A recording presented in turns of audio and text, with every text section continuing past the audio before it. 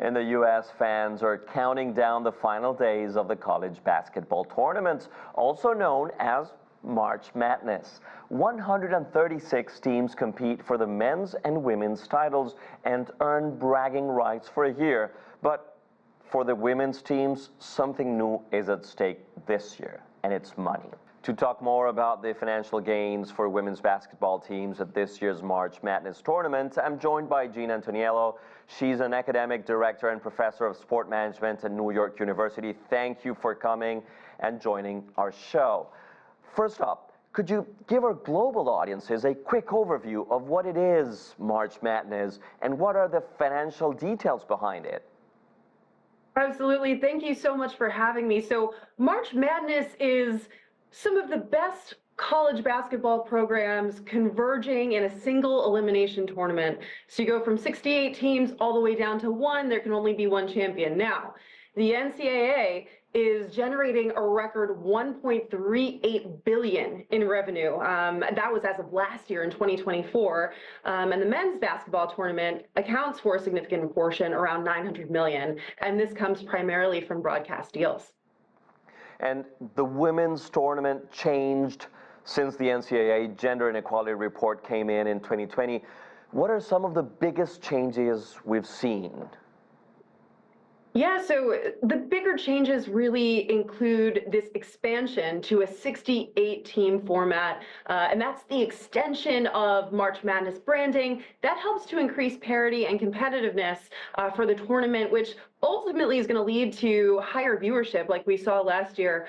And following that gender equality review that you just mentioned, the NCAA expanded the women's tournament and really thought about how can you become more competitive? How can you put more teams capable of winning so upsets become more common? The women's game is also benefiting from the transfer portal. It's allowing these teams to really build contenders. We saw that with Texas Christian University in particular. And then, of course, we have that expanded broadcast coverage. That sets the agenda for how visible, how important, and how ferocious the fandom is for this game and for this product, and we're seeing that it's becoming very, very popular with viewership trending way up. Gina, there are many economic actors at play here, right from the NCAA to the colleges to the individual athletes. What does this new financial payment system mean for these programs and for these actors, and who do you think will benefit the most? Yeah, so, contrary to popular belief, the NCAA doesn't keep all the money it receives from March Madness, especially as it relates to the media and marketing deals. And it does distribute much of its profits to these member sports conferences based off of the number of tournament games that their teams play in. So the conferences are going to divide their money among their teams using their own formula. So I'll give you an example.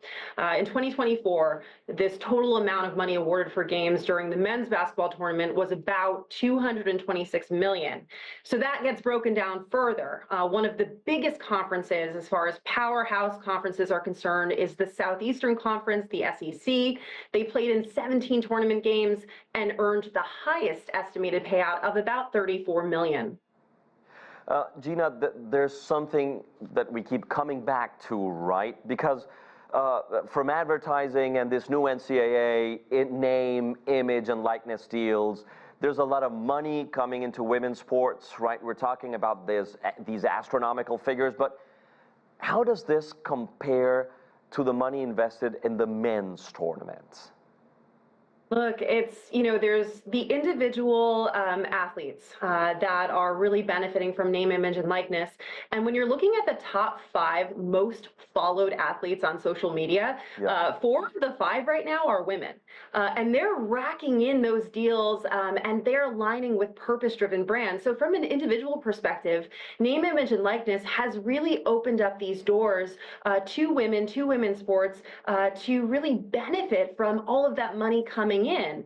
Now, if we're looking at the investment, we're really seeing that the men's tournament right now generates around $900 million in revenue, which accounts for about 70% of the NCAA's total revenue. And the women's tournament now, yes, they're receiving a little bit more parity, but it's still so much smaller in terms of revenue, with ESPN paying about $65 million for the total broadcast rights. So there's still quite a bit of disparity between the two as far as investment is concerned. And let's go to a global scale, right? Where can we expect to see financial investments in women's sports at a, wider scale? Yeah, I mean, this is not a moment. It is a movement. There is a business case for women's sports.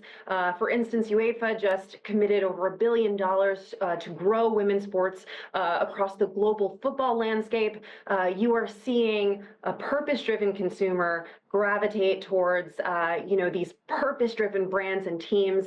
The data supports it. The sponsors are on board. The brands are aligning. Again, this is a differentiated property that is being propelled on the heels of decades of women being superstars, having athletic prowess in their own rights.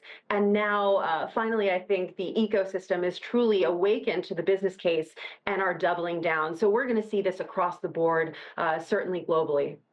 Gina Antoniello, thank you so much for joining us. Great having you. Thank you.